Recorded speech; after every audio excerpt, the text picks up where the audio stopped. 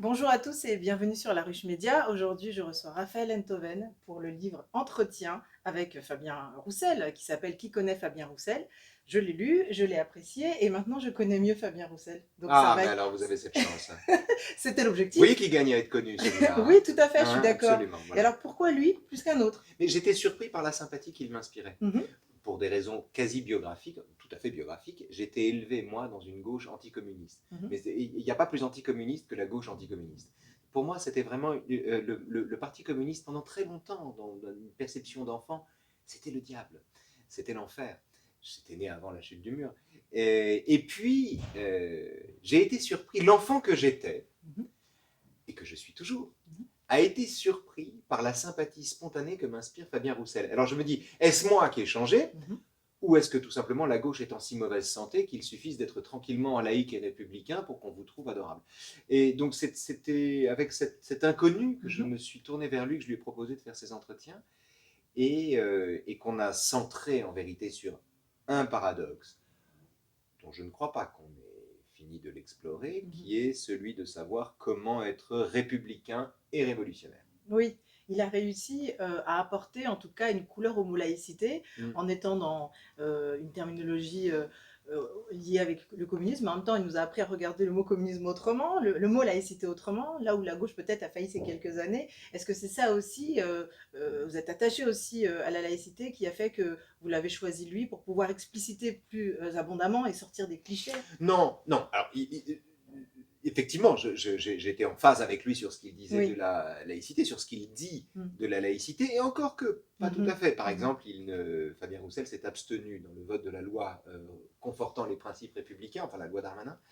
Il s'est abstenu, mais il était bien en peine dans le livre d'ailleurs de me dire pour quelle D'expliquer, raison tout à fait. il s'est abstenu. Ça, c'est un point aveugle dans sa démarche. Ce que je veux dire, c'est qu'il y a aussi des logiques politiques à Mhm. l'œuvre, et que l'homme a beau être sincèrement laïque et Mhm. républicain, il me semble qu'il y a deux ou trois décisions Mhm. qu'il n'ose pas prendre. Oui. Mais bon, moi, le point de départ, c'était cette convergence, cette étonnante convergence républicaine, mais l'intention, c'est quand même la mise à l'épreuve de son étiquette de communiste avec la réalité d'un homme qui, sur le terrain, essaie d'écouter tout le monde. Mhm, tout à fait. On est dans la conversation, c'est un entretien, une Mmh. conversation à bateau rompu. On est dans une époque où tout est assez clivant et où on va vers des exagérations, des Ouais. étirements. Est-ce que la conversation, et je parle aux philosophes, euh, a de beaux jours devant elle? Est-ce qu'elle va bien? Je ne sais pas si la conversation va bien Mm. en soi. Ce que je sais, c'est que dans ce climat d'animosité, ce climat belliqueux, ce climat où on a l'impression que les gens jouent leur vie, Mm. et où chacun s'identifie à ce qu'il croit Mhm. au point de dénier à l'autre toute vérité, il y a un vrai bonheur à échanger pacifiquement entre gens de bonne volonté, en désaccord, occupant des rôles différents dans la société ou sur la place publique, et avec le souci commun de mettre des expériences et des vérités en partage et de voir jusqu'où on peut s'entendre. Il y a cette volupté rare de de la bonne entente. C'est pas la bonne entente, c'est pas l'accord, c'est la bonne Oui. intelligence. On est en bonne intelligence. Et en fait, ce qui a de l'avenir, ce qui aura toujours de l'avenir, c'est à l'intérieur du désir universel de s'engueuler, le bonheur, qui n'est pas moins universel, de s'entendre même quand on n'est pas d'accord. Oui, tout à fait. Voilà. Et avant, après, y a-t-il eu, après le travail que vous avez fait avec lui, vous vous êtes rencontrés plusieurs fois pour créer cet À ouvrage? deux reprises. À deux reprises. Vous ne le connaissiez pas du Pas tout du tout. avant. Non. Avez-vous changé d'avis? Avez-vous été séduit? Avez-vous été conforté dans l'idée que vous faisiez de Fabien Roussel? Alors, j'imaginais un homme cordial et chaleureux. Mhm. Je pressentais ça. Je n'ai pas été déçu. Mhm. Vraiment, là, de ce point de vue, il n'y a rien à dire. J'espérais quelqu'un qui assume parfois de voter contre son camp si les enjeux dépassent les logiques politiques. J'ai été déçu Ouais.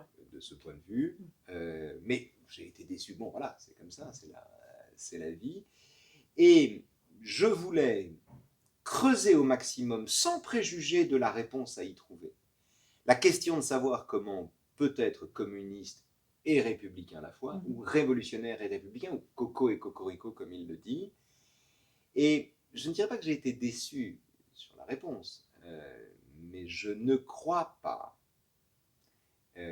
qu'il puisse véritablement tenir les deux bouts, contrairement à ce que lui prétend.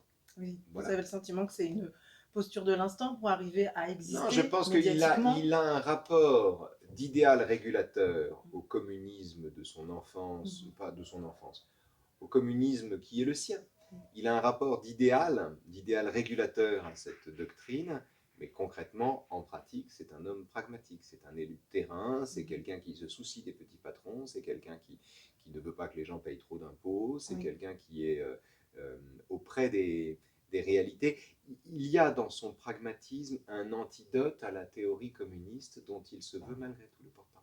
Et est-ce qu'il est là par hasard? Parce que dans le paysage politique, il y a 1 an ou 6 mois, on n'imaginait pas vraiment. Et on voit qu'aujourd'hui, quand je suis tombée sur ce livre, Raphaël Enthoven, qui s'entretient avec Fabien Roussel, j'ai été séduite, bon, au-delà du fait qu'on se connaît bien, mais le personnage Fabien Roussel séduit pas mal de Français au-delà du communisme. Donc, est-ce qu'il y a quelque chose d'évident à sa présence par rapport au monde que nous? Vous noterez que la sympathie qu'il inspire n'est pas convertible en suffrage. Non, tout à fait. Les gens l'aiment beaucoup, sont nombreux à beaucoup l'aimer. Oui, c'est comme Arte. Exactement. Ils sont nombreux à beaucoup l'aimer.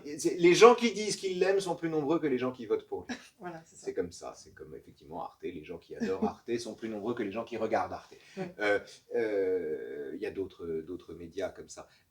C'est d'ailleurs plutôt à son honneur. C'est quelqu'un dont on a envie de dire qu'on l'aime bien, mais on n'irait pas jusqu'à voter pour lui. Voilà. Alors, ce qui est intéressant, c'est que c'est une intuition de Bergson. C'est qu'en fait, avec Fabien Roussel, on comprend à cette phrase: nous ne voyons pas les choses mêmes, nous voyons seulement les étiquettes qu'on a collées sur elles.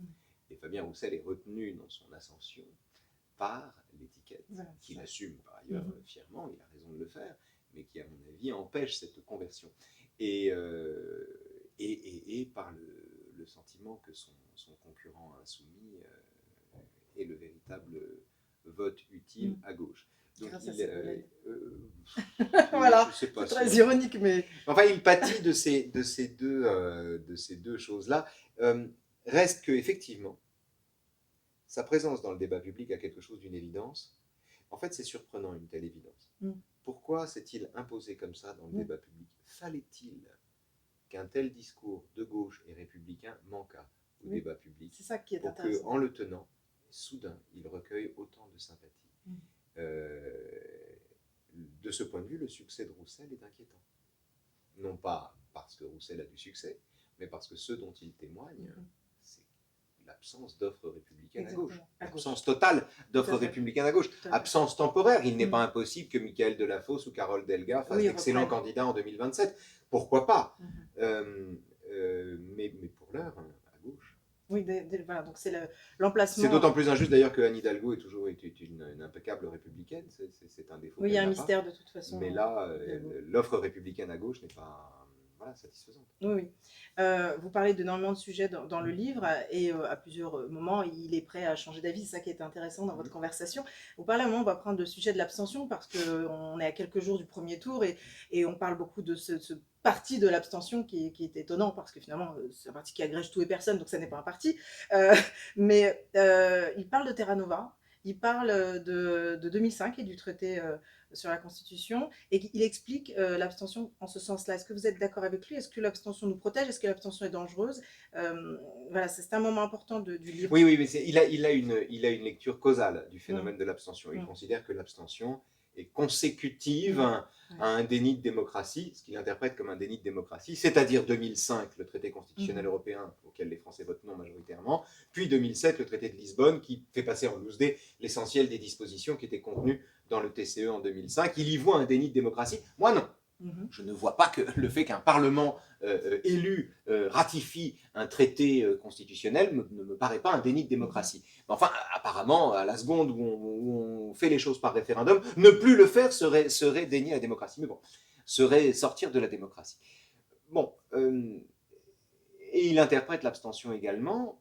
Il a une lecture marxiste, et il a bien raison de l'avoir ici, comme l'effet d'une insuffisante liberté matérielle.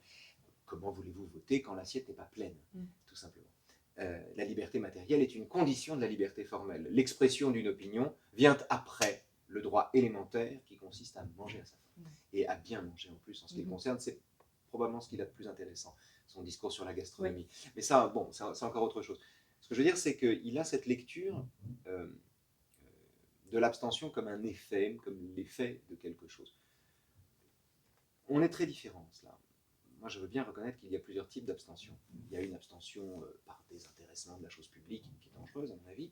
Il y a une abstention par hyper-intérêt pour la chose publique, où l'électeur considère qu'il en a marre d'élire, il veut voter sans élire, il veut décider lui-même. C'est les gilets jaunes, c'est le RIC. Les gens qui sont pour le RIC, c'est-à-dire pour le vote permanent, ont tendance aussi à se détourner de l'isoloir. Paradoxalement, ne vont pas voter parce que l'élection piège à con, ils ont le sentiment qu'en votant tous les 5 ans, en fait, ils sont dépolitisés. Donc il y a aussi une abstention par excès de politique.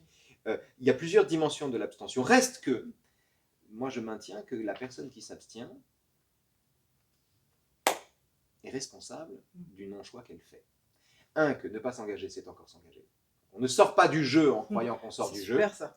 Et 2, que s'abstenir, donc s'abstenir, c'est encore s'engager. Et 2, que s'abstenir reste une décision souveraine. S'il suffisait d'avoir souffert pour ne pas voter, quiconque aurait souffert ne voterait pas. Ceci ne fonctionne pas. On ne peut pas dissoudre l'abstention dans les causes qu'on lui trouve, même si ces causes existent. Ça reste une responsabilité. Et de ce point de vue, nous avons un désaccord frontal. Et en fait, c'est intéressant parce que c'est un désaccord qui est de même nature, les proportions ne sont pas les mêmes, que le désaccord qui opposait Alain aux communistes dans l'entre-deux-guerres, et même un peu au-delà d'ailleurs. La thèse d'Alain est que la montée de l'Allemagne nazie, que la montée de la haine, à laquelle on a découvert ensuite qu'il adhérait secrètement, mais ça c'est encore une autre histoire vertigineuse, la thèse d'Alain est que les gens sont responsables de leurs souhaits. On ne peut pas, comme le font les communistes, dissoudre les causes historiques, enfin, comment dire, dissoudre les grandes bascules historiques dans la série des causes qui les précèdent. On ne peut pas faire litière de la responsabilité individuelle. S'abstenir, c'est prendre ou ne pas prendre ses responsabilités, quelle que soit la vie qu'on ait. Oui, alors, autant rappeler que le premier tour, c'est le 10. Oui. Parce qu'il y a beaucoup de Français qui ne le savent pas, que le deuxième tour, c'est le 24 avril. Donc rendez-vous où vous voulez, mais pas loin des urnes. Votez pas où vous voulez, voilà. chacun a son urne. Voilà, exactement. Et tout est prévu pour, donc allez voter s'il vous plaît. Ne pas s'engager, c'est encore s'engager. Ne pas, comme on disait en mai 68, si tu ne fais pas de politique, c'est la politique qui s'occupera de toi. Oui, tout à fait.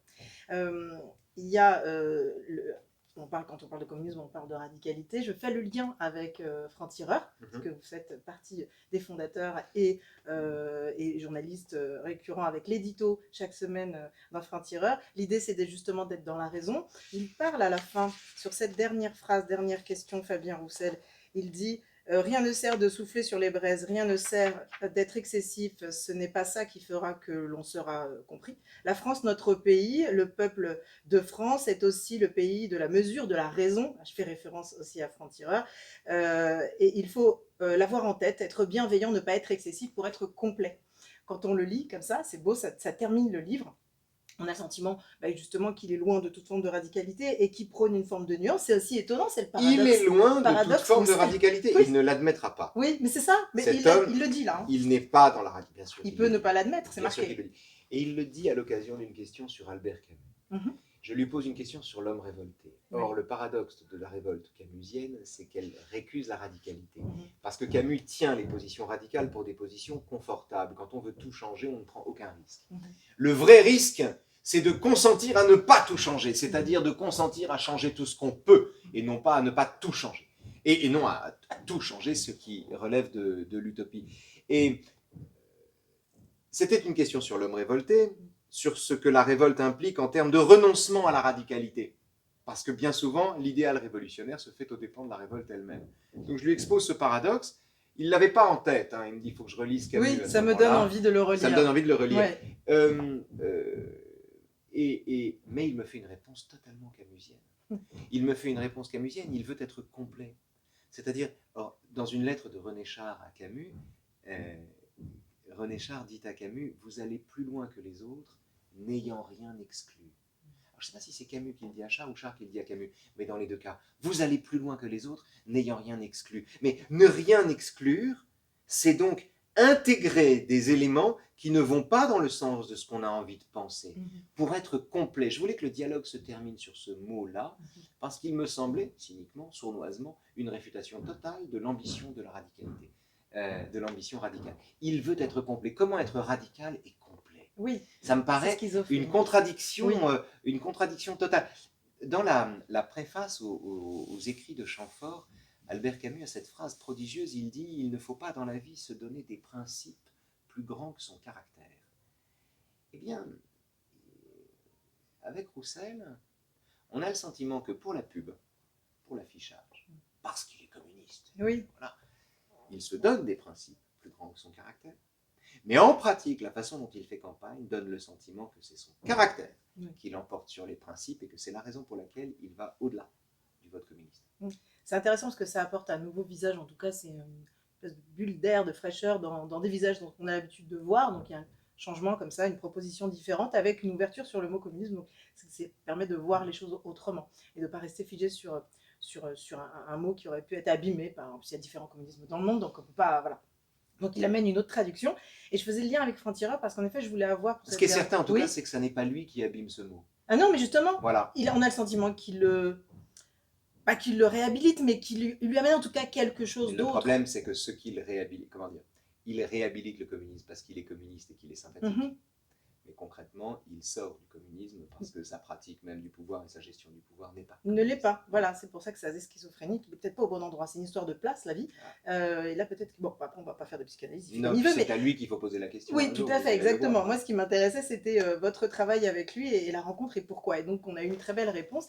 Par rapport à Franc-Tireur, en effet, je voulais terminer l'entretien avec ça. Bon, on ne va pas faire de secret. Je travaille aussi avec vous à Franc-Tireur et je suis absolument ravie. Autant que moi. Oh, merci. On est au 20e numéro. Alors, voilà, je voulais avoir votre sentiment après 20-21 numéros.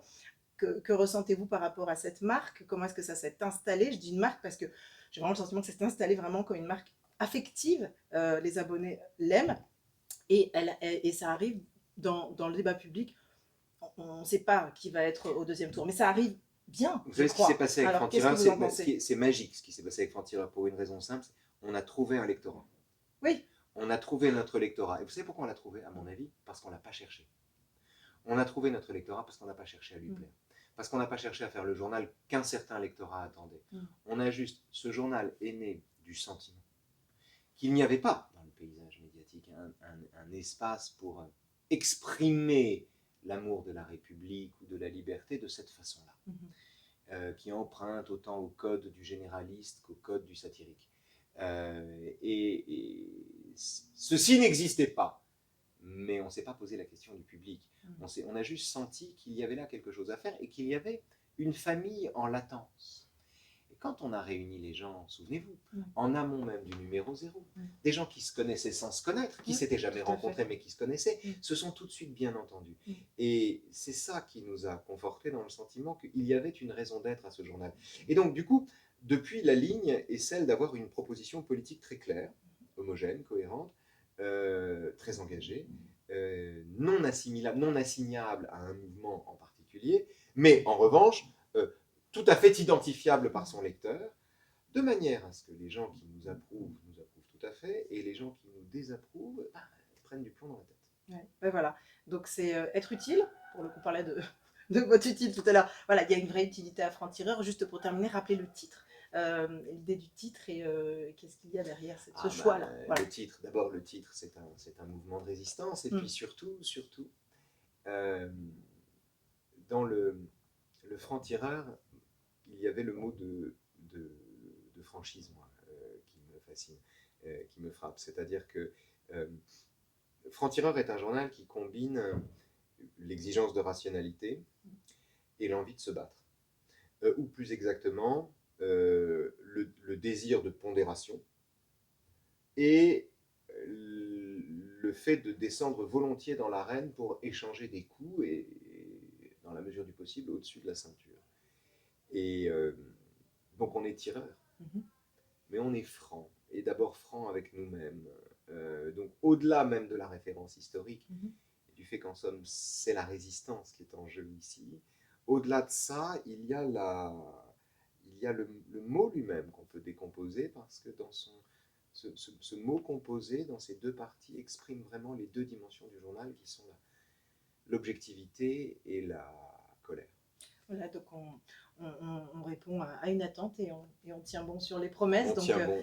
voilà, c'est super. En tout cas, voilà, vous pouvez mieux connaître Fabien Roussel à travers une conversation avec Raphaël Enthoven pour les éditions L'Observatoire. Et c'est en ce moment.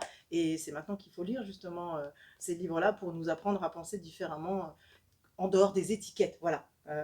Comme le communisme, par exemple. Voilà, là, on dit que c'est la découverte d'un homme. Voilà, Sortir des étiquettes. Voilà. S'enduire d'auto-adhésifs, d'anti-adhésifs. Merci beaucoup, Raphaël. Merci Au à revoir. vous.